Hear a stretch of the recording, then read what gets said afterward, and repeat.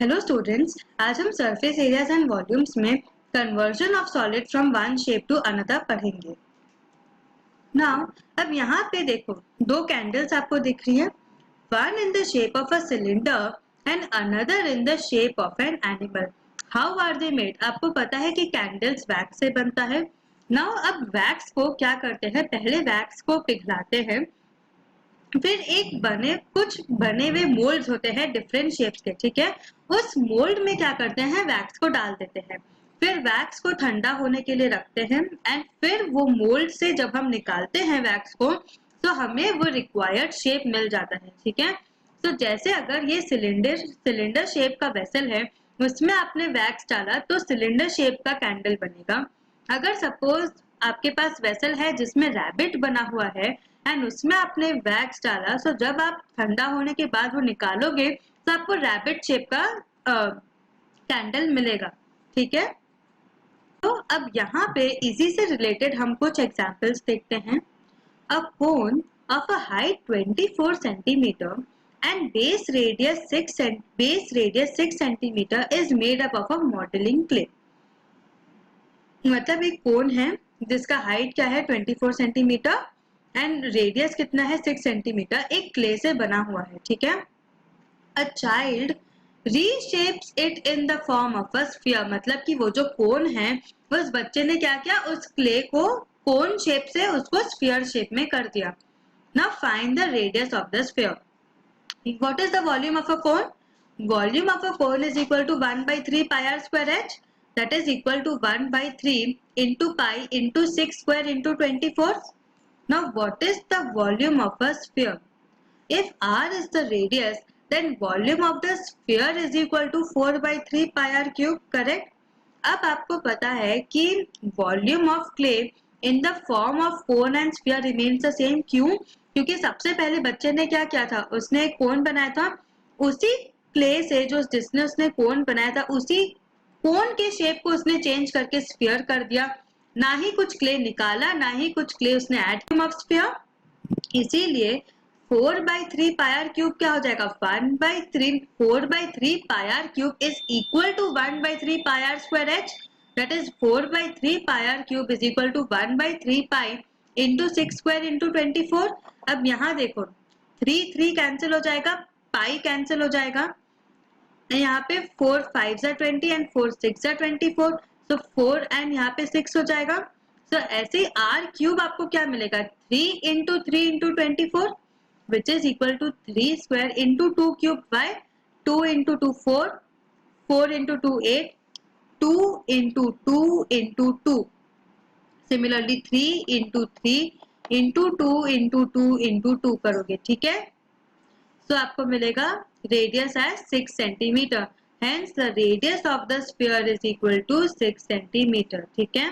सेल्वीज house as has an overhead tank in the shape of a cylinder, मतलब सेल्वी के house में क्या है, एक ओवरहेड टैंक है जिसका शेप है cylinder.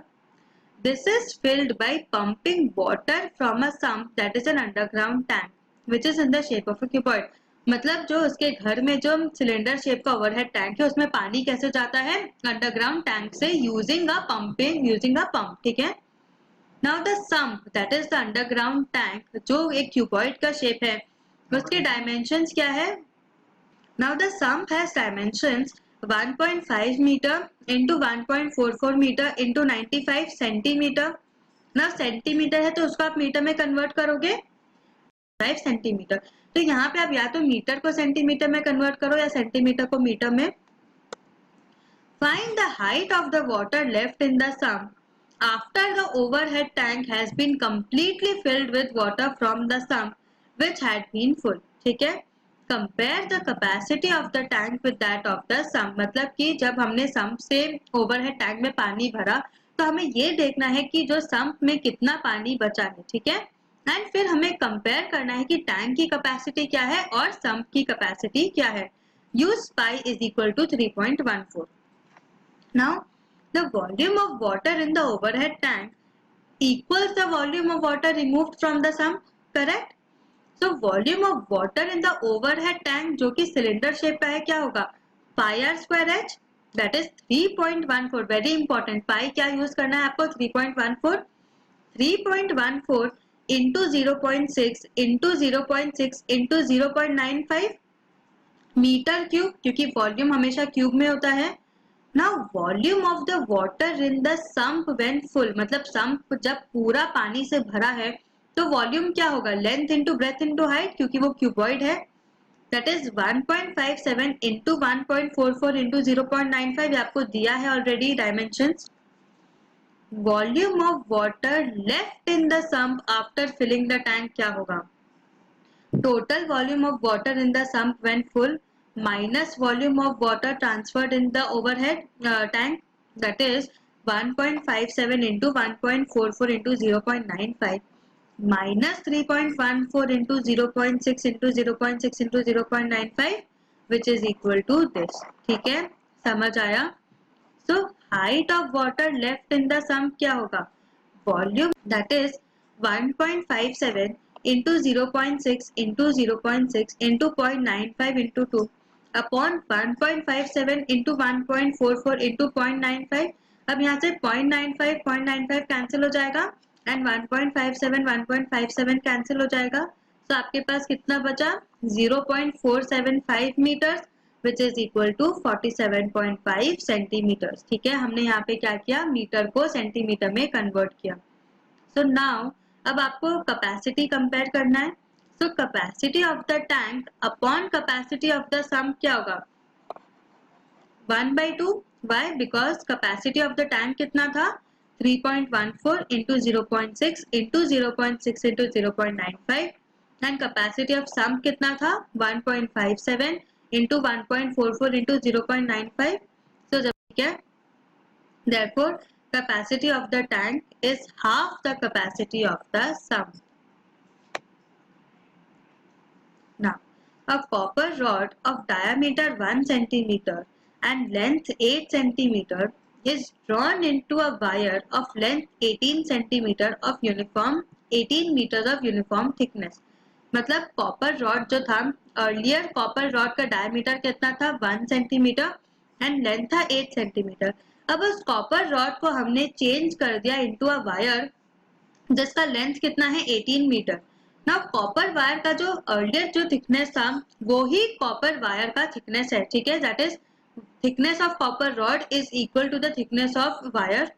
Find the thickness of the wire. ठीक है, सो क्योंकि यहाँ पे बोला है कि जो आपका कॉपर रॉड है उसका जो थिकनेस था वो यूनिफॉर्म है। ठीक है, तो कितना थिकनेस था कॉपर रॉड का वो आपको ढूंढना पड़ेगा, तभी आपको पता चलेगा कि वायर का थिकनेस कितना है। तो वॉल्यूम ऑफ द रॉड कितना होगा, pi r square h, that is pi into 1/2 into 1/2 into 8 centimetre cube, because the diameter was 1 centimetre, so radius क्या हो जाएगा 1/2 एंड हाइट 8 दिया था, that is 2 pi centimetre cube. Correct, क्योंकि यहाँ पे 1/4 हो जाएगा एंड 4 1 जा 4, 4 2 जा 8, तो कितना बचा 2 pi. Hence the volume of the rod is equal to 2 pi centimetre cube. Now length of new wire of the same volume कितना है, 18 meters, which is equal to 1800 centimeters. Now if R is the radius of the cross section of the wire, so what will be its volume?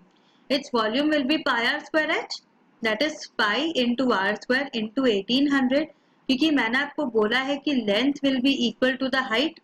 height कितना होगा यहाँ पे 1800, that is pi r square into 1800 is equal to 2 pi, क्योंकि दोनों का volume same होगा। तो यहाँ पाई एंड पाई कैंसिल हो जाएगा, r स्क्वायर क्या होगा 2 upon 1800 which is equal to 1 upon 900, 2 1s are 2 and 2 into 900 is equal to 1800, therefore r square is equal to 1 upon 900. So r क्या हो जाएगा plus or minus 1 upon 30, and you know that radius cannot be negative, hence we will take the positive value, therefore r is equal to 1 upon 30. So the diameter of the cross section, that is the thickness of the wire, is 1/15, that is 0.67 millimeter approximately. ठीक है, समझ आया?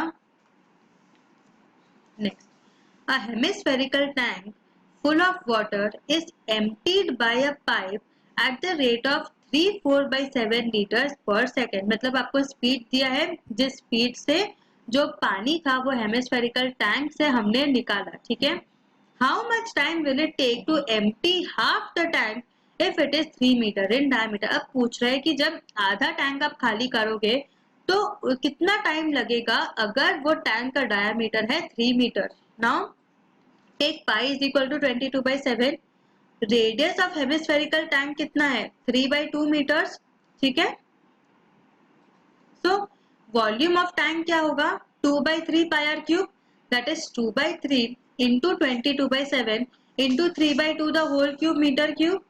तो जब आप इसको solve करोगे तो आपको क्या मिलेगा 99/14 मीटर क्यूब, क्योंकि देखो यहाँ 2 एक कैंसिल हो जाएगा, दूसरा 2 1 जा 2, 2 11 जा 22, ये 3 एंड 1 3 कैंसिल हो जाएगा।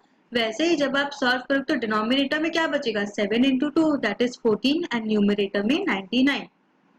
So the volume of water और टू बी एम्प्टीड क्या है, आधा टैंक आपने खाली किया, that will be 1/2 into 99/14 that is 99/28 metre cube.